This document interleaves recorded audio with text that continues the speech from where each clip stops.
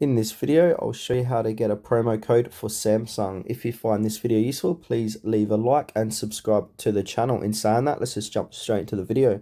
Alright, on your mobile device or PC or laptop, open up any web browser and head on over to Google and then type in promo code for Samsung. And then once you've done that, you're going to get a whole list of results inside Google. So you've got a few good ones here. You got Coupon Nation, $50 off. You got even Tech Radar, Samsung promo codes for June 2024. I'm making this video in June. You got Oz Bargain, Life Hacker, etc. And Retail Me Not, Coupon Follow.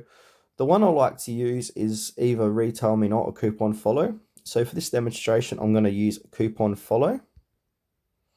And now find which coupon code you want to use or activate. So for this demonstration, I'm going to use this one here, $30 off Samsung coupon, up to $300 off your order. This code is verified working as well. So now from here, what I want to do is copy this code, and at the checkout section of Samsung, there'll be a spot where it will say add promo or discount code. So go ahead and paste this code into there, and that will activate $300 off your order.